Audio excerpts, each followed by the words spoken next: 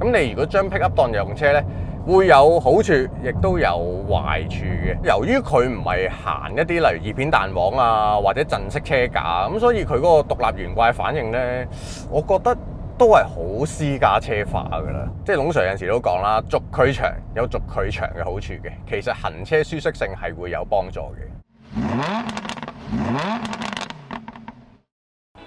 嗱，自從呢2-3年咧，國產電動車大舉進入香港市場咧，其實佢哋嘅花款都越嚟越多嘅。除咗我哋最常見嘅 SUV 啊、房車啊，甚至會有啲揭背車啊，唔同車型都有噶啦。除咗私家車咧，其實呢啲商用嘅 Pickup 咧，都已經有電動嘅國產車攻入咗香港市場噶啦。咁呢部 Maxus 嘅 e-Terron 9咧，雖然唔係第一部打入香港市場嘅電動 Pickup， 但係佢就係最新嚟到嘅選擇。咁今次我哋就會試一試呢部咁巨型5.5米車長嘅電動國產 Pickup。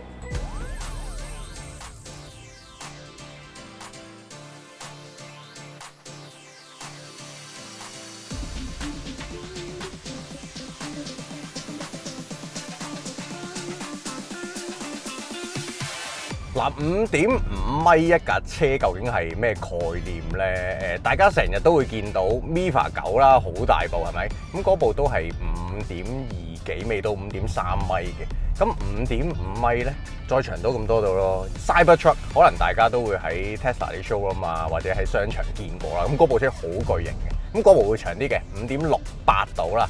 咁所以5.5呢，其實都係一部相當巨型嘅車嚟嘅。首先啦，呢部電動嘅 Pickup 咧 e-Terron 9，佢都係一部商用車嚟嘅。咁電動商用車係有啲着數嘅，就係佢唔需要一換一，乜都唔使噶啦，直接電動商用車就係免稅噶啦。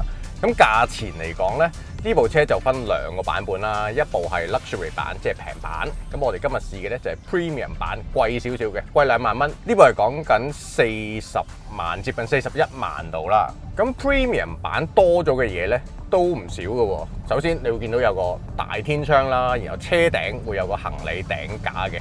另外佢有皮籠啦，同埋啲座位咧有通風加熱，有按摩嘅。咁就係司機位呢邊嘅，副駕位嗰邊就慘啲，淨係得加熱嘅啫。咁另外最關鍵嗰樣嘢咧，就係 Premium 版會有埋 Air Suspension。咁係呢部車係獨立懸掛嚟嘅，4支 Air Suspension 喺嗰頭。以 Pickup 呢種商用車嚟講咧，呢種 setup 係好少見嘅，我諗係電動車先會有噶啦。咁佢呢個斗咧，其實就 size 都 OK 嘅，即係正常 Pickup 嗰個大 size 嚟嘅。我見佢如果你喺輪拱與輪拱之間嗰個闊度咧，都有1.2米嘅。若然你撇除個輪拱，因為後少少嗰度就冇輪拱噶啦嘛，咁嗰個位就接近都1.4米噶啦。所以一個幾闊嘅闊度俾你擺嘢啦。其實 Pickup 喺香港點都係比較 niche 嘅一種 product 嚟㗎啦。喺北美啊或者澳洲呢啲地大物博嘅市場咧，Pickup 係好受歡迎嘅。但係你入到城市咧，可能會失咗嗰個好 practical 嘅功能性啊。可能要買好多 grocery 啊，又或者佢哋中意戶外活動要擺單車，要擺 camping 用品，咁一架 Pickup 劈晒上去係好方便嘅。但係香港係唔需要咯，咁除非你係做一啲商用啦，真係工程類嘅，一般人當私家車咁用咧，其實都多嘅。咁你如果將 Pickup 當日用車咧，會有好處，亦都有壞處嘅。包括架車會比較大啲啦，你要揾車位係有少少麻煩嘅。5.5米揾個私家車位泊入去，基本上係突晒出嚟㗎啦。另外就係隧道費會有唔同啦，咁同私家車嗰個收費有啲分別啦，呢個要留意翻嘅。同埋佢係一部商用車嘛，咁所以你一定要有輕型貨車牌，即係2號牌，你先可以揸呢一部電動嘅 Pickup 啦。咁好處係咩呢？嗱，呢排成日黑雨，天氣真係麻麻地嘅，好多地方都水浸啊、爛路啊、冧樹啊各樣嘢啦。一般私家車可能都克服唔到嗰啲環境㗎啦，唯有就喺度等救援，甚至行唔到嗰條路啦。咁但係 Pickup 嘅好處呢，就係佢其實會比起一般我哋所謂嘅 SUV 或者一啲 off-roader 咧，嗰個越野能力、克服適應唔同地形嘅能力咧，係更加高嘅。嗱，我以往去過一啲沙漠嘅 trip 咧，所有嘅工作車啦、救援車啦，其實佢哋都係會用 Pickup 嘅。真係好襟捱嘅呢啲車。咁你話電動浸唔浸得水嘅咧？其實都得嘅。咁呢部e-Terran 9個攝水深度咧都有550mm嘅，唔算最出色。嗱，我剛才講過，其實香港都有幾款嘅國產電動 pickup 啦。如果你同吉利嗰部 RD6啊，雷達 RD6比咧，咁嗰部嘅攝水深度會再高啲嘅。咁但係5.5米咧，都基本上係一啲Land Rover 啊、Range Rover 嗰種嘅攝水能力嚟㗎啦。咁香港除咗 Maxus 啦，會有吉利嘅雷達啦，仲有部 JAC 嘅電動 pickup 啦。咁其實以一個咁細嘅 market 嚟講咧，我覺得選擇都算唔少㗎啦。咁其實幾部車就會有長短嘅，呢部車咧就勝在頭先講過 Premium 版有 Air Suspension， 咁其他兩款咧都唔會有㗎啦。咁呢部車其實我覺得某程度佢都當私家車規格咁去做嘅，你睇個籠啊，所有設計咧都唔係貨車商用車嗰種嘢嚟嘅。安全氣袋佢都做到成車有7個嘅，咁比起另外嗰兩款對手咧都會稍微多啲嘅。咁而車體咧亦都係呢部 Maxus 係最大㗎啦，所以相對地可以擺嘢嘅空間啦、坐人嘅空間咧，佢會稍微大啲啲嘅。另外佢嗰個電池嘅電量咧，亦都係3部車當中最大嘅，超過100度電嘅。WLTC 嘅行程咧可以去到430公里。咁你話對手嗰部 RD6 都有420幾喎，係嘅，但係嗰個計法係 NEDC 嚟嘅，咁所以嗰個現實中你用到嘅折扣係要打翻大啲嘅。實質上個里程咧應該係呢部最高㗎啦。咁而 JAC 嗰部就得300幾嘅 WLTP 嘅啫。咁呢方面其實係有着有唔着嘅，因為佢電池大，咁所以個 range 就大，但係佢個車重咧亦都高嘅。咁佢嘅總重量咧其實係3.5噸嘅，即係車連人啊貨啊最高嗰個限制係3.5噸，咁部車都接近3噸。所以實質咧，佢嗰個 payload 大概係540幾 kg 至到570幾 kg 啦，視乎你揀邊個版本啦。因為呢部 Premium 版嗰啲設備會多少少啊，咁所以本身嘅車又會重翻啲嘅。如果你同另外嗰兩部比咧，個 payload 其實佢係比較蝕底少少。咁但係剛才都講過啦，其實香港真係買 pickup 嘅人都係當私家車咁玩嘅，所以 payload 係咪咁重要咧？未必嘅。咁至於叉電嗰邊咧 ，AC 就可以 support 11 kW 嘅充電啦，咁 DC 就115 kW， 都屬於係 average 嘅標準啦。而佢嘅動力輸出咧就係前一隻摩打，後一隻摩打，兩隻都係 PMS 嚟嘅。頭嗰隻咧就125 kW， 尾嗰隻就大力啲嘅200 kW， 加埋嘅扭力就700 Nm， 所以佢0至100都唔慢嘅，可以去到5.8秒嘅。我哋例如上到一啲 highway 咧，俾油都真係好似電動私家車嗰種加速力嘅。其實呢種感覺咧喺以往我哋揸柴油嘅 pickup 係比較少嘅，因為柴油引擎雖然扭力都高，但係工作範圍好窄啊嘛，咁成日都要靠個波箱去轉換 ，keep 住喺一段好窄嘅距離工作。你話佢大力係嘅，但係你話佢加速係咪好快咧？唔係嘅。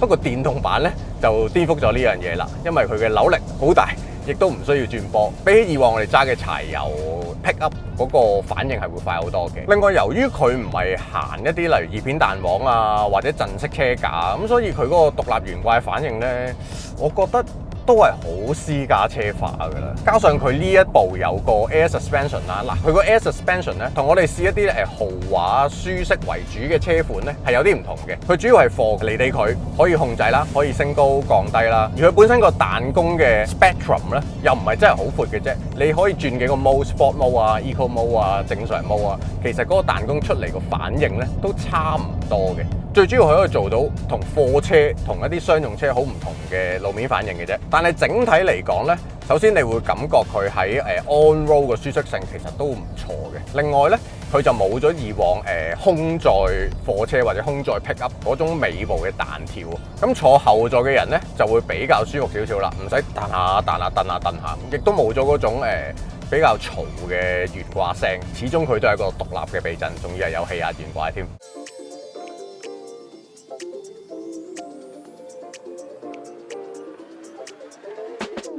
但係佢揸落，例如個軚盤反應啦、扭軚幅度啦，都仲係好商用車化嘅。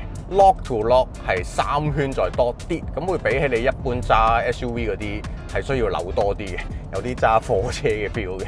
但係呢樣嘢係 make sense 喎，因為如果你真係去到一啲比較 off road 嘅地方，軚盤個轉向比率咧係唔可以太快嘅，咁樣係好危險嘅。你係需要一個轉多啲嘅幅度去慢慢調整你架車嘅轉向啊 rotation 嗰樣嘢嘅。咁由於佢嗰個 lock to lock 比較大啦，轉向比例比較慢少少嘅，咁所以大家轉彎啊扭軚嘅時候咧，都要好似平時揸商用車咁預早少少扭嘅，同埋咧佢嘅油門啦或者電門啦、迫力啦嗰個感覺都係比較 neutral 嘅，我覺得呢方面係易適應嘅。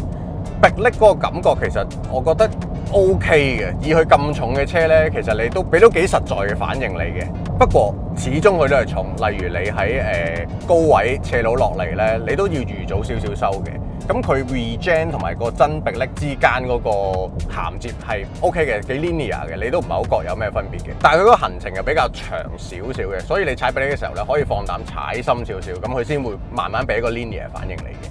咁另一方面咧，因為佢架車個軸距都好長啊，3.3米嘅，佢嗰個獨立懸掛加個咁大 foot pin 咧，其實令到佢成架車喺路面嗰個擺動啊、rolling 啊，同埋一啲彈跳嘅處理咧，係淡化咗好多嘅。即係龍 Sir 有陣時都講啦，軸距長有軸距長嘅好處嘅，其實行車舒適性係會有幫助嘅。咁至於揸落咧，我自己就覺得始終佢都係一部商用車啦，係一部 pick up 啦。你話駕駛樂趣就唔會好多噶啦，但係有駕駛霸氣咯，坐得高，視野高，成架車體又大，再加上佢呢部車有力有速度嘅，咁所以係一種另類少少嘅駕駛感覺嚟嘅。有啲人係中意啲粗獷型嘅感覺噶嘛。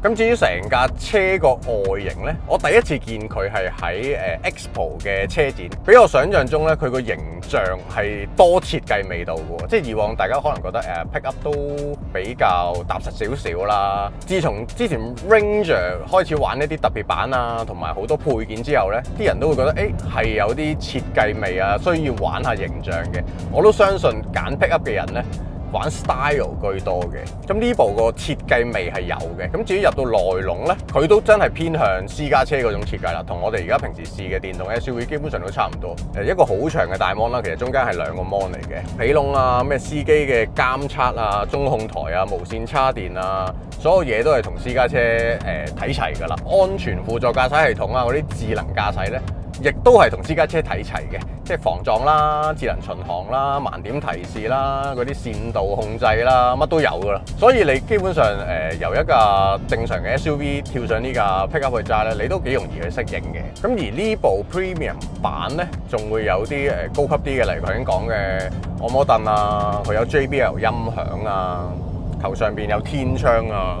咁你話載下朋友啊，其實後座都幾闊嘅，日用載人唔係載貨啊，載人，我覺得嗰個實用性係喺度嘅。再加上佢係電車啦，比起傳統嘅柴油 pickup 柴油商用車咧就靜好多啦。咁當然佢價錢上，你以免稅嚟講都成40萬咧，其實唔平嘅。佢啲對手都會比佢平一截添。咁但係設備上呢部就會稍為贏咗啲嘅，同埋呢部車有一個我覺得好得意嘅 function， 就係佢車頭咧係有頭箱啦，即係有儲物空間嘅，都唔細嘅。